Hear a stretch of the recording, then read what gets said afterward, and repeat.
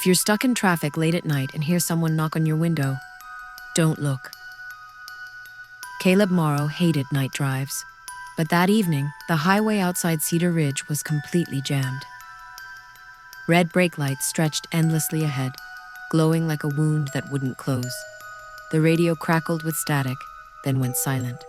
No updates, no music, just the sound of engines idling and distant horns. It was past 1:30 a.m. Caleb checked his phone. No signal. After 10 minutes, he noticed something strange. No one was getting out of their cars. No one was talking. Just rows of vehicles, perfectly still, like abandoned props on a movie set.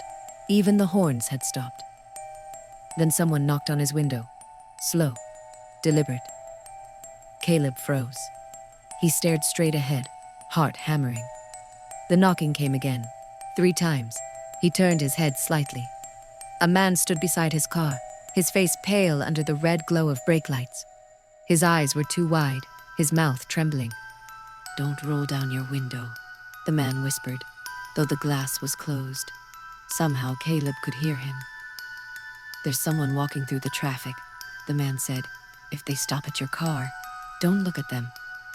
Before Caleb could respond, the man stepped backward, straight into the road, and vanished between 2 SUVs.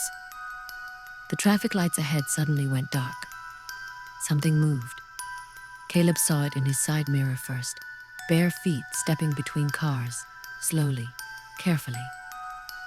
The thing was tall, unnaturally thin, its joints bending the wrong way. It stopped at each vehicle, leaning down to peer inside. Every driver it stopped at went completely still. The thing reached Caleb's car. The knocking started again, this time from the roof, then the windshield. Caleb squeezed his eyes shut, repeating one thought: "Don't look, don't look." The knocking stopped. Traffic lights flickered back on. Engines roared to life all at once. Caleb opened his eyes. The road was clear. No traffic, no people. Just him, alone on an empty highway. When he got home, he noticed muddy footprints on his car's hood, facing inward.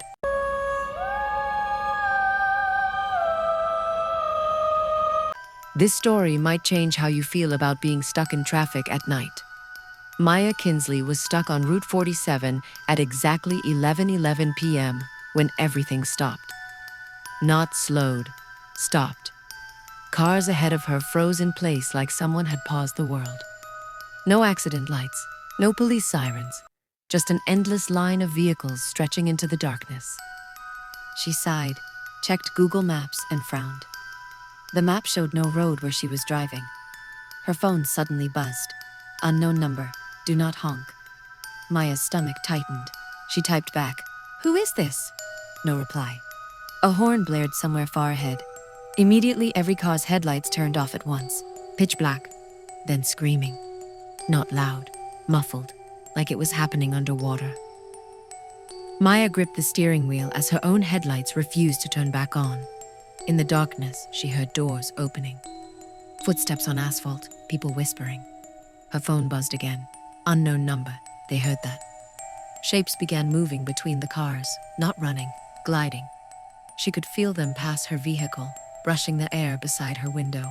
One stopped near her driver's side door. She smelled something metallic.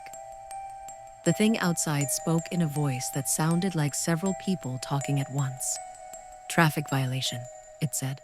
"Step out of the vehicle." Maya shook her head violently, tears streaming down her face. She remembered something her father once told her. If something strange asks you to leave your car, never do it. The thing knocked.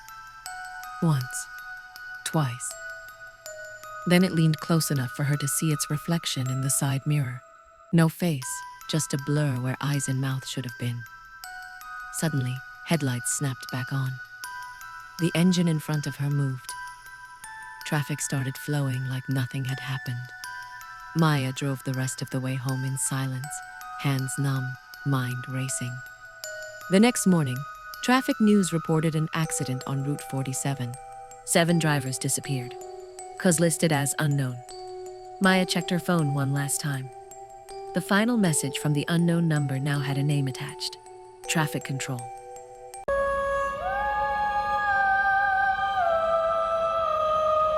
If traffic suddenly starts moving backward, don't follow it. Ethan Cole noticed it when the car in front of him reversed. Not a little adjustment, fully rolling backward, slowly, calmly, as if that was the correct direction to go. It was 2:04 a.m. on the Franklin overpass. Fog wrapped the road so thick it erased the edges of the world. Ethan slammed his brakes just in time. His GPS recalculated, then recalculated again, then turned itself off. One by one, every car ahead of him began reversing in perfect unison.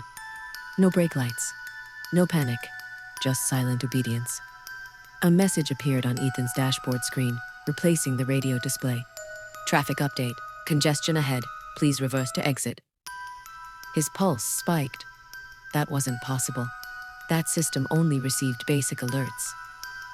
The car behind him honked, long and angry, and started backing up too, missing Ethan's bumper by inches. The driver never looked at him. Her face was slack, eyes unfocused, mouth slightly open like she was asleep. Ethan stayed still. That's when he saw what was at the front of the line. Through the fog, a shape stood where the road should have continued, tall, motionless. It looked like a traffic officer at first, reflective vest, raised arm. But the arm bent too many times. As cars reversed toward it, the shape lowered its arm and counted them, tapping long fingers against its own chest. Each time a car reached it, the fog swallowed both. Ethan's phone rang. No caller ID. He answered with shaking hands. A calm voice whispered, "You missed your turn." "I'm not reversing," Ethan said.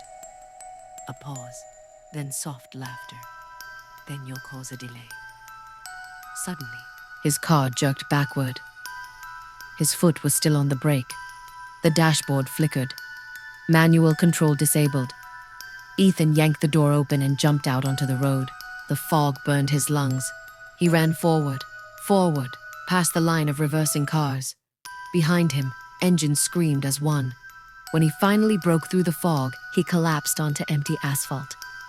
Daylight. No bridge, no traffic. Later, police told him the Franklin overpass had been closed for years.